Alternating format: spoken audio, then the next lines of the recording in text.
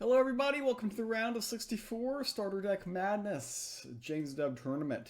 We are going first, that's what we like to see. We both elect to pick this God Power. Bob Portcolios is not actually bad. I'm going to get greedy because I want a T2. I might should have kept it. Okay. Like honestly, this is kind of reasonable. I'm going to conserve my pip for now. Next turn we probably play this and this. Though, even though it gets killed by the GP a lot, it is what it is. Hopefully this guy goes face. There we go. Good boy. So we're actually happy if this hits here and these end up trading, but they're probably GP here. But then if the splash damage hits there, we get some value out of this at least. Went face, unfortunately. It is what it is. Poisoned dagger. Honestly, we're just gonna go fast here. We've got a lot of control here, so it looks like a very bad use of a dagger using a 4-cost card to kill a 1-cost, but it fits mana curve wise. Try to get control of the Sanctum. We got another dagger and we got a T. So yeah, we'll go ahead and dagger that. We'll keep the initiative, keep the pressure up, which is what we want to do. Going first, we want to seize the initiative. We get next pick in the Sanctum. Probably the Form of Power or the Shield Maiden. I don't know which one yet. That's why we haven't made our decision. Spike T for large things. Small team things, maybe Form of Power. We got Imp Beast coming out. Okay, so this is going to make us actually not even commit to the Sanctum yet. We don't have to commit because we've got Barricade, which actually fits very nicely on curve.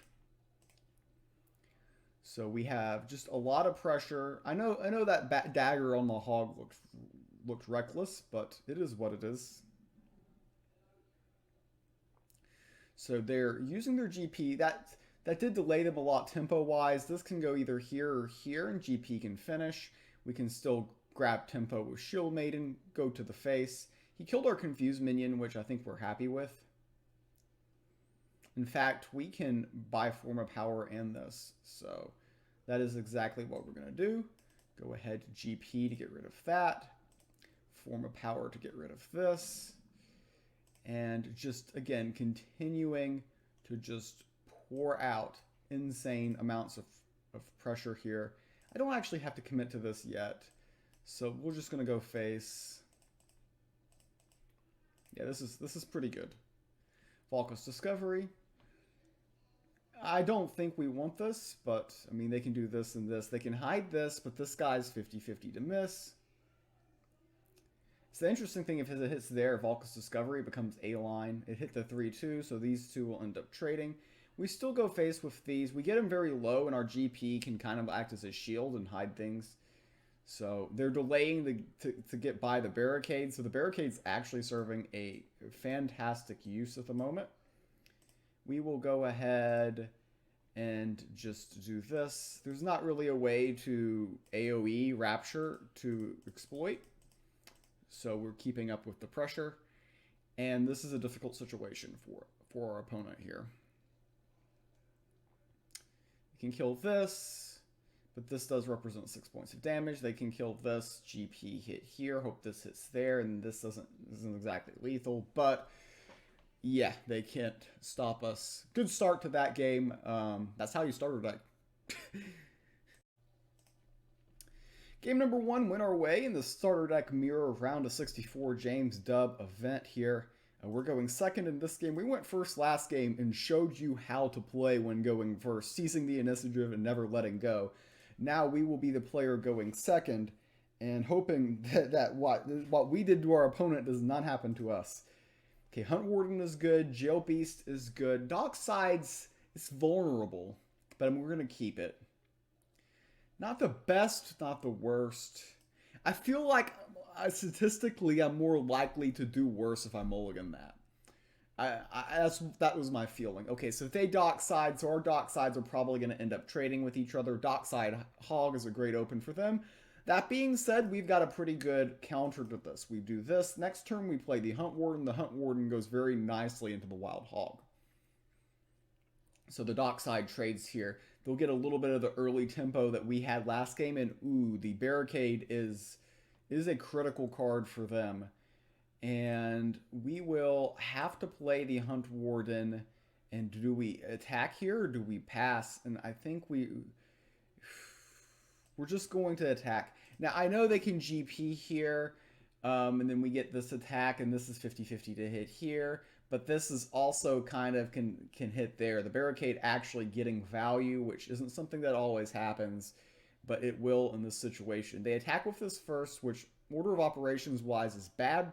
You want to resolve the confused minion first, but they do not get punished for that ordering operations mistake because everything just went where they wanted it to exactly go.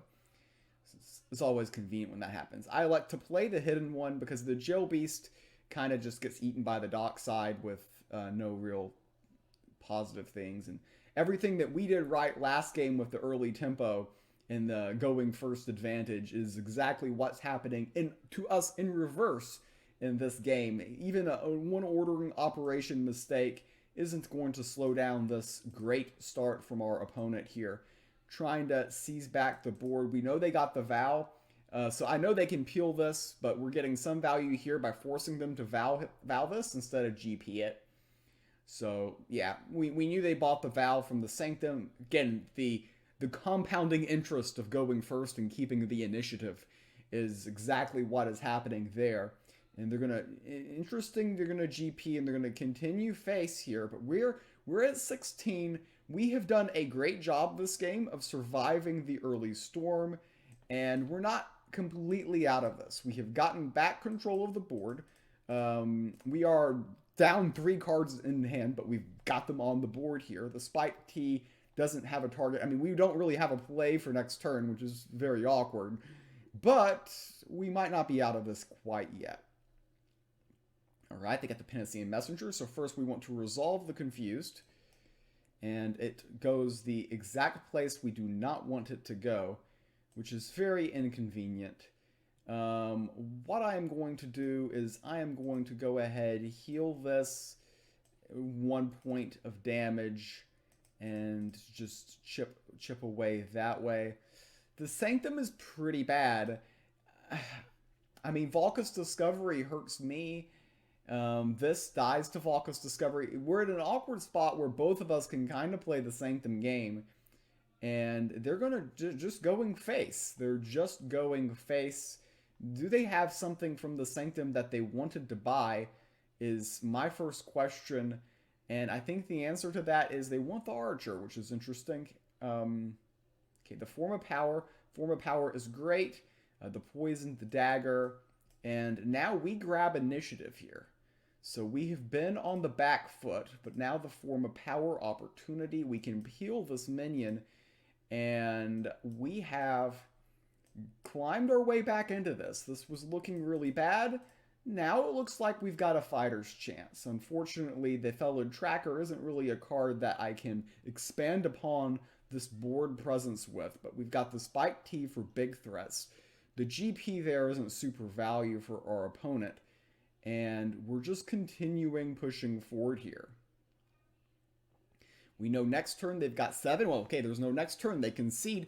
A little bit interesting. They had 6 cards in hand and somehow just fell behind. I thought we were going to lose that game early on. It felt like they had the early initiative and they seized control, but we were able to get it back, and we win the round of 64 and we'll advance to the round of 32. I'll see you next time.